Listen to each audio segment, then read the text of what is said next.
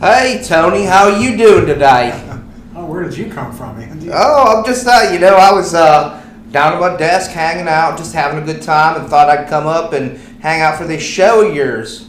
What do you think? Awesome. Yeah, you excited? I am excited. Well, that's awesome. I'm excited too. A little bit different voice today. What are you talking about? Well, I think we're talking about brand voice. Brand voice? Oh, we are talking about brand voice. That's crazy, isn't it now? All right, well, I think brand voice is such a great conversation to have. How about you? I have to agree with you. You love brand voice? Do you love it as much? I want to hear your excitement, Tony. Sometimes a brand voice can make you a little annoying. Yeah, or can maybe make you uncomfortable, perhaps. Uncomfortable, you're not sure what to do. Not sure. Yeah, I understand that. That happens at times, but brand voice is just such an important thing. That's all I can say. Sometimes you have a hard time identifying exactly where the product comes from, perhaps. Yeah, you can't understand? Well, that's okay. Nothing wrong with that. All right. So, what are we getting into? What are we doing here? So, what... You seem like you're caught off guard. Like you weren't expecting something weird. No. I didn't know this was the kind of brand voice we were talking about. I could do this the whole thing if you want. Or keep switching it around. That would be awesome. No, it's complete silence now. Hey everybody, welcome. It's our new show. I'm going to switch back into the voice pretty soon. Sounds good. But what are we talking about? Brand voice. Brand voice.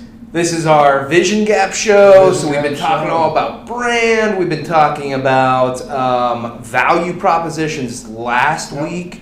The week before that, I think it was personas and then targeting. And so it's just been a series of how do you find the right customers, and then how do you get into the right messaging, and now the right brand voice. You know what I'm saying? That's right. You want that brand voice to attract. You don't want it to repel. That's right. And annoy people. I understand that. So yeah, we're talking about brand voice. So dive in. I think brand voice is one of those really cool things that people don't pay attention to, but it is super important for what you're doing in marketing and sales and branding and all those pieces that we end up talking about. What would you say, just real quick, before we dive into some of the material that we have here, but what's the biggest mistake that you see most commonly with brand voice? I think, there's two mistakes that you'll see with brand voice. One, just not having it defined. Yeah, most people, you go in and you ask them what their brand voice is, and that's like, I don't even understand what that means. Yeah. So one, that they don't have it defined. And then two, just that it is defined by the daily actions of the people that are in charge of it. Mm-hmm. So if you've got a marketing person and they're determining how you look, sound, feel to the outside world, maybe they make you sound like this or something when you want to sound like something completely different, professional, whatever it might be. And same thing with sales. They've got a different flavor of who you are as an organization, customer service. And so that is the challenge of not defining it, is that everybody creates their own flavor of what you look like, sound like, feel like, all of these things that create a connection and emotion with your customers, visually, mentally, smell, taste. I don't know if you're doing that in your business, but if you are, it's all these elements that you're defining and then making sure that all of these people that are involved understand it and are following it on a day-to-day basis. And that would help you address any incongruency, because I think that's a big challenge, right? If it just happens, just whatever happens in different groups, different teams, see things differently, then there's going to be a lot of gaps, right? The gap is going to be there, but a lot of incongruent messages going around, right? So yeah, especially marketing and sales. They tend to have very different voices because they have a different approach to what they're doing, and I'll end up seeing it a lot of times in the visual material. Part of what everything we're doing is putting together a brand guide. Yeah. Because at the end of what we talk about, what you should have for your organization is a written brand guide, a document that has all this defined. Who's our target audience? What do our personas want? What makes us different in the marketplace? What do we look like, sound like, feel like? And all of these different elements written down for everybody, so that it's not just even, we all use the same template. But it's more than that. It's that we really, everything we put out follows all of these guidelines for for who we are and how we're presenting that to the outside world. And to go back, I want to say one of the first shows we talked about kind of the core values and things like that. That should all be baked in there because that all ties together. And if the values are there and that's how you're kind of hiring your people is right. based on that, then those people are going to be able to deliver on that brand voice as opposed to it's an afterthought or it's not even considered, right? And so that's really hard to get to retrofit those people into speaking that proper voice that marketing defines, right? So that just goes to show all these things are so connected that we did talk about culture, and if you have the right value propositions and your core values and you're bringing the right people in, I think that's such an amazing point, is that those right people are going to resonate better with the brand strategy you have, and it will be easier for them to present it. For sure. It's interesting in this conversation because one of the things that we talk about, I've had organizations like, we talk all the time, businesses that are established and then want to create a software product. I actually had a client where this came up and we were doing brand voice with them, and one of the biggest challenges was the new product that they were creating needed a completely different voice than the existing company. And so think about like an accounting firm, very buttoned up, they have a different way of like going to the marketplace and how they're seen, but then they're creating a consumer product, and all of a sudden like they have to be a little bit more fun, a little bit more casual, and so it was an interesting exercise because we were trying to help them figure out brand voice for the new product, of how do you balance that dichotomy of here's who our people are today in the organization, and they actually wanted with this new product to have some fun and to have a little bit of silliness to the brand because they were trying to reach these consumers. And my pushback to them was, is there anyone in your organization that reflects that? And so it's an interesting exercise sometimes, and actually fits into what we'll be talking about today, is how do you balance between who you are and the people that you have and the brand voice that's best for your marketing and your sales and how you want to grow the organization. That's a tough piece. Absolutely. I was actually going to ask, like, how do you get there? How do you decide on that? Let's move into that, Tony. Let's do it. All right. You love that voice, don't you? Love it. It's my favorite. It seems like it really keeps you on your toes during this show. It does that. So brand voice. So what is brand voice? I think that's where we need to start. So I typically define it as your persona, tone, language, and voice. Those are the 4 elements of a brand voice. And people can't see this, but what you can probably see on this little screen here is Uber up at the top and Lyft down at the bottom. These guys do the same thing. But when you look at their brands across their materials, you get a different, complete feel from their vehicles and the way that their ads look and their messaging get on the VIP list versus Bust a Commute, this illustrated look. And so what is that? That's brand voice. They've defined something, and now when people write messaging or they create something that's visual, they're matching the voice of that company. So just to throw it out there, right, and most people are familiar with Uber and Lyft, so it's a great example, but let's create a third example, and that's that company that has gave no thought. So it'd be like, and one thing looks like this, another thing looks like this, and it's all over the place. Get a ride, right? It would have no, just like that generic, right, corporate speak, and no kind of feeling or personality to it. Well, the challenge is if you don't define this, especially early on, as you grow and you change, look at it 2 or 3 years down the line, and all of a sudden you've got all these different voices, you have all these different looks. And then who are you as a company, and how do people interpret that? And if they see one thing, does it match what you're really trying to do? And so I think that's one of the keys, is if you define this up front and early, it starts helping create that consistency that you always see. And I do think there's a big, it says here, a playful, honest, simple, motivating voice is very different than an authoritative, direct, savvy, educational. I mean, that's the persona, tone, language, and voice. I mean, those are very different. And if you don't define them and you've got people in your organization that one person wants to be playful and motivating and the other wants to be savvy and educational, those are going to be totally different approaches to the marketplace. And so that's why it's so important to define brand voice, because it sets that consistency. If you hire an outside firm, you can give them that voice and they kind of at least know the direction.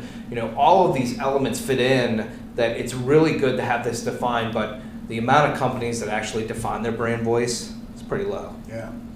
I think both of these do a great example, and it's a nice contrast because they do exactly the same thing. Yeah, so same this service. This is a good place to learn and start See to understand, the difference. and then now that you have that, you pay more attention to it as you see more things. Well, and I think really that's get one to of the things understand. is you have to start pointing out, like a lot of times tell our clients, go look at some of your competitors and tell me what you think their voice is. And it's really interesting when you start paying attention to it and trying to define it, that it tells you a lot about that company and where they're trying to go and the types of customers that they're trying to reach. Mm-hmm. And that is the thing, is we're also trying to define what do we think is going to resonate with our target customers. Because if we do, as a strategic organization, say this brand voice resonates with our customers and it drives sales, but then we bring in Joe, salesperson, and he does a completely different voice, he's now off our strategy, which our strategy was built to reach a very specific audience. So there's something important in making sure it's defined so that when Joe walks in, even if he doesn't understand the strategy, he's following it. Yeah. So, such a big piece. Yeah, it's a big puzzle. Yeah. Everything's connected. All right, let's move on to the next slide, Tony. And as you were going through that, savvy and educational, that's how I... That's what this voice is? Yeah, that's okay. it. Yeah. I like it. So let's, we'll just keep going like this for now because I think the audience likes this. It's connected with the type of people. It looks like our viewers are... it just dropped down a little bit? Okay. Maybe I can move to something else. I can usually do other voices, but you have to think about it a little bit. Yeah, it's going to make it tough. What's yours? I'm going to have to think about that. Okay, work on that. So, I used to, let's see if I can do persona, the who, think of a person, what they're like. All right, we're not going to do that one. So, persona, tone, language, and purpose. Those are the four things we look at. To me, persona is that person.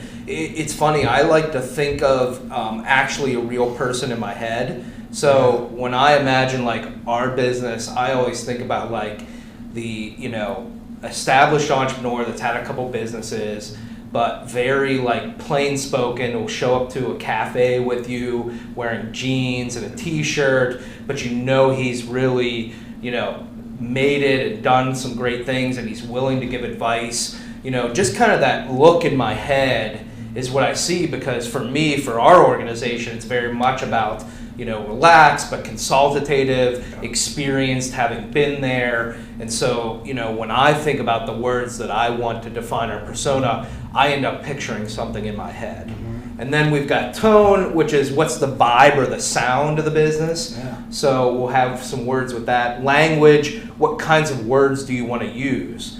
We'll talk about simple versus savvy and stuff like that. And then finally, purpose. What are you trying to accomplish with your messaging? And so if you define these four areas, and every time you create a website page, you create a sales sheet, a proposal, and you come back and say, are we matching these different pieces? Then you're going to have a lot of success in building that consistency out. Yeah. So let's dive in real quick. So the way that we tend to do it, and I'm going to show this twice, is there are these four different ones and there's different words with them. And it may be hard for people to see, so I'm going to read them out. Yep. But under persona, we typically sit in a room and say, okay, choose 1 to 2 of these, all the leadership team. Are you playful, inspiring, casual, authoritative, warm, professional? Very different words. So if we're playful and inspiring versus authoritative and casual, those are very different things. Yeah. And so we picked 2 of them. And then under tone, we have authentic, honest, humble, personal, direct, academic, and witty. And then language, simple. Are you simple? Are you savvy? Are you jargon-filled? You're using a lot of terms. Is it fun, serious, whimsical? And then finally, purpose. Are we trying to inform, educate, engage, amuse, impress, motivate, promote, or entertain? And so if we do that, and what our first part of our exercise is, how do we define this voice for who you are as a company. Yeah. So the people in it and how you see I yourself. was just going to ask that. So does that matter, the personalities that are behind this? Yeah. Should that play into the actual persona? Well, that's what we actually do, is we do your voice and then typically do what we call perceived voice. What do we think the outside world, wants to perceive you as? Yeah. And so that's where we really look at target audience. Like, our target audience really wants us to be simple and fun, not jargon-filled and serious. And that's where what happens in this exercise, if you as a leadership team go through and you're completely different than your audience, there's some discussion that needs to happen and thinking about how you really want to portray your business. Because it is hard as a company, I think, if you've got a lot of people that are very jargon-filled, very technical, and they tend to be serious, and you think your market wants simple and fun, your team's going to have a hard time doing that. And so you do have to work on how are we going to bridge that gap if that's what our market really wants. Yeah. Are there any kind of pairings that you see more often than not? Yeah, it's funny going through this, and it depends on the businesses. I've done this enough now that I can walk in the room, meet some of the team for a day or so, and then learn about their business, that I kind of have a sense of what direction they're going to go. That's cool. Which is really interesting. But my key is I also want them to have a different voice. Part of this process that we go through is what I said earlier, is go out, look at your competitors, try and figure out their voice, because part of our process of differentiating ourselves is creating a unique voice to the marketplace. And it's a struggle. I just did that with a company. Everyone in the industry is that, authoritative professional, the personal, the direct and academic, they have all those words. And with these guys, I did start trying to shift towards warm and inspiring and some of these. And, we ended up creating a design that fit that. But man, I'll tell you, for them personally, it was a struggle, because two things. One, no one else in the marketplace was really doing it. And so sometimes you sit there and go, ooh, man, is that going to turn people away? And then two, it was a little bit away from their personal style.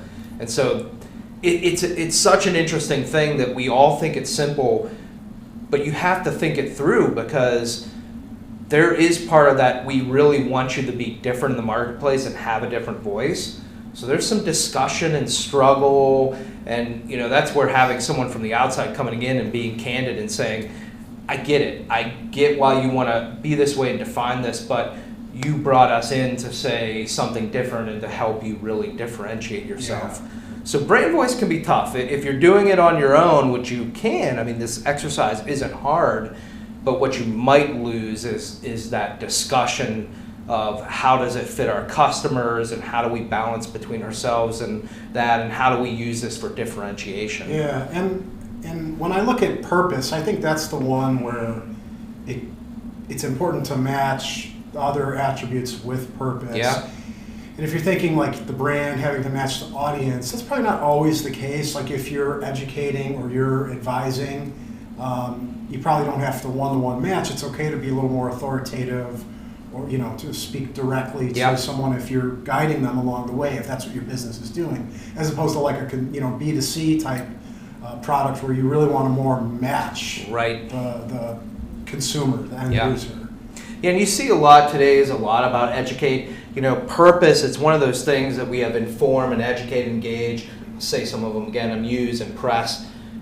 That's our overarching purpose. That doesn't mean that if you're out to engage and impress that you can't educate. Sure. But again, it's one of those things that sets this high level, structure of what we're. Sometimes we'll have a word that is a sub to it, and a lot of times what I like to do is define what it means for them too. What does inspiring and casual mean for this company? Sure. Because it's not always just you say inspiring casual. Usually for the brand guide, when you're writing this out for the team, you actually define, okay, what does it mean to be inspiring and casual? Because you want to give people context. You don't want to just throw these words out there. That's a good one, context, right? Because casual to someone in a very, corporate environment as opposed to creative agency, it's probably going to be very different, right? Shoes off or something like that. No, I totally agree. So, I mean, that's typically the process that we go through, and I really do think brand voice is one of those important things. Yeah, brand voice is one that really stands out. It's one little exercise that can easily differentiate you because not everybody takes that time to go through the exercise and really put that down and look in the mirror as they're doing that to what matches what the team truly is, the brand is all about. So yeah, it's an interesting one to me. And I see brand voice as a bridge too, because again, we've been going through this process. You have target audience, and you understand that, and you're narrowing it. You have persona, what's motivating them in those pieces. Your value propositions that define what makes you different. Now we've created a brand voice, and the next thing we'll talk about is developing messaging. But what I see brand voice as being is the way that you translate value propositions and key audience into messaging. Because what we have to do is we have to take those value propositions, what makes us different, and basically filter it through this voice to create messaging that works for our audience. This is kind of you're developing the messenger here, right? And then so what comes out has to match up with them, and you got to deliver the value prop through that, And that's why creating value propositions, which is one of my most important pieces, is good, but you can't take that the whole 9 yards or whatever, unless you develop this, because the outcome doesn't really then, get to the point where it's articulated as well as it should be. Yeah. So. Good stuff. Yeah. All right. Where's your voice? Oh, I'm still Where's working your on brand voice? Tony, come on, Tony. I just want to see for 5 seconds that you find your voice and you tell us a little bit about this stuff. What are you thinking, Tony? Oh, look at that. We're just out of time. Tony don't want to do no voice. What's wrong with this guy? He's nuts. I can't do this show with you anymore. I'm getting upset here. This is ridiculous. All right, Tony. Go there to download the white paper if you haven't already.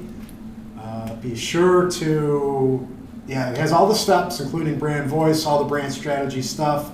Be sure to follow us, whether you're tuning in on YouTube, Facebook, Periscope, and we will see you next time. Yeah, you better subscribe to our channel. Do it. And next week I will have a voice for you. Okay, Tony's going to work on that. Subscribe to our channel. Watch this next week, or else I'm coming after you. All right, have a good day.